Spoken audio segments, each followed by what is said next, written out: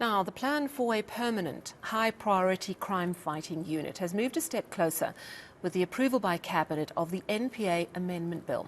High hopes that this will usher in a unit in the style of the once feared Scorpions. The Scorpions, or Special Operations Directorate, was disbanded in 2009. But will the current investigating directorate, once it's made permanent, have the muscle it needs?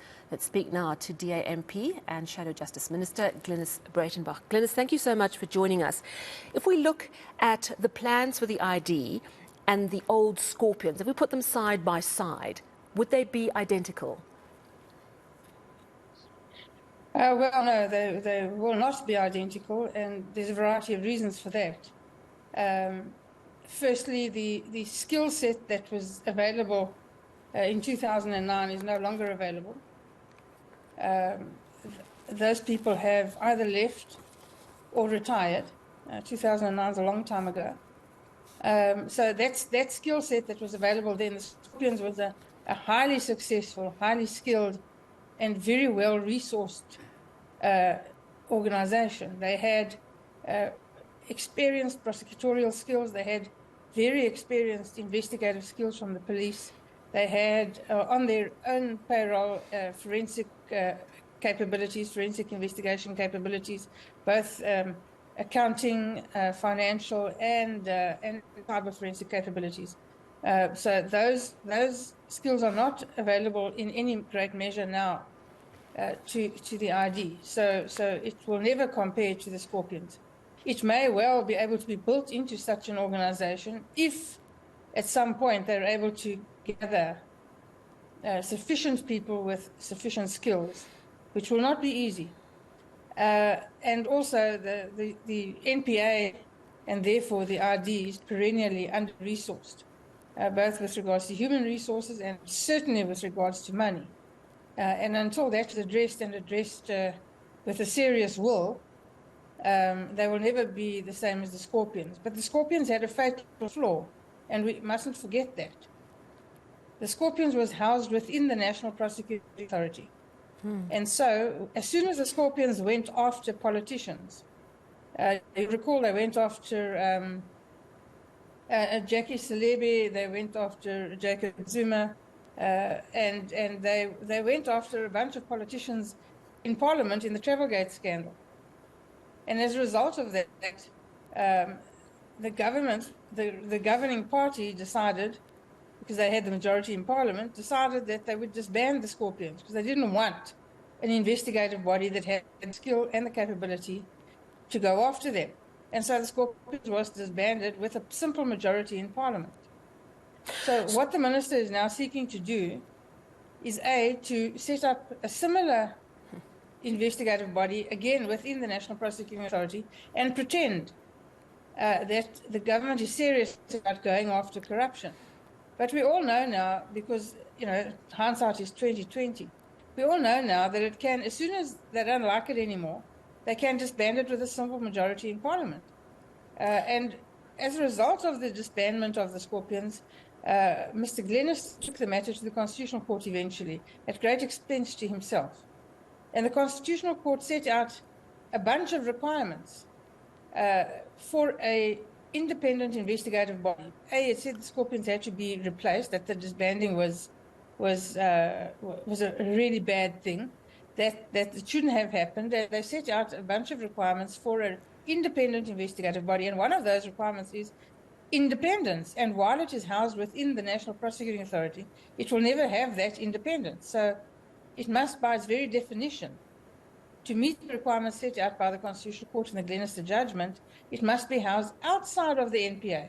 It's got to be independent. It must require a heightened majority in Parliament, like a Chapter 9 institution, to be disbanded. Otherwise, it's meaningless.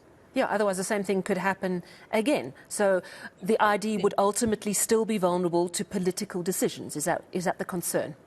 That's the problem. That is our concern, and that's why we say that we should rather look at launching an independent new Chapter 9 institution styled along the lines of an anti-corruption commission, which will work in consultation with the National Prosecuting Authority, of course, always. but will be housed outside of the NPA, will be independent and will require a 75% majority in order to disband it.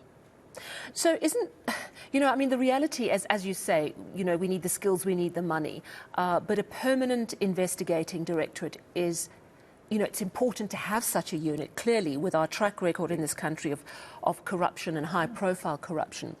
What is the DA's position? Are you going to fight tooth and nail that this ID doesn't become permanent in its current form? Or would you ultimately go along with it, saying something is better than not having any unit at all? Well, we think that it's unnecessary to duplicate the skills. So the DA is busy promoting a private members bill, styled the Anti-Corruption Commission bill. It will require a constitutional amendment. It will create a Chapter 9 institution that is the Anti-Corruption Commission. It will be outside of the National Prosecuting Authority. It will be truly independent. It will require a heightened majority to be disbanded. And all the skills that are currently housed in ID should ideally then be housed in the Anti-Corruption Commission.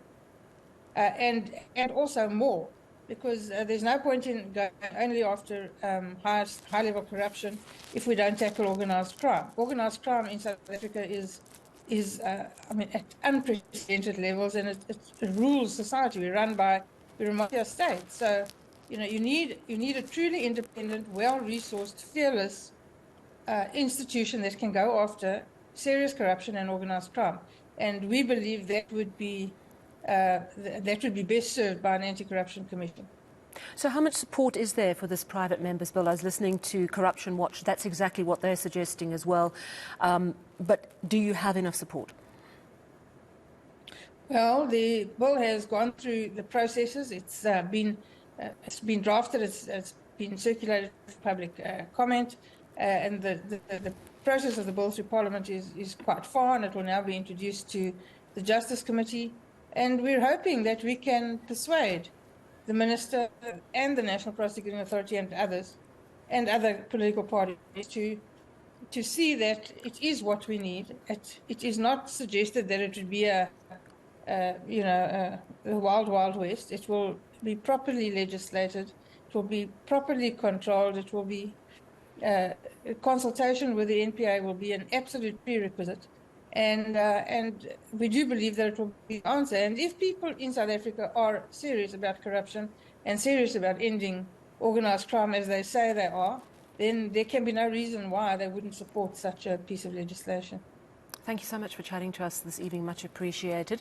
DA, MP and Shadow Minister for Justice, Glynnis Breytenbach, making the point that a permanent investigating directorate, which is on the cards according to the NPA Amendment Bill, will still have the fatal flaw of being vulnerable, as the Scorpions were, to being voted to be disbanded in Parliament.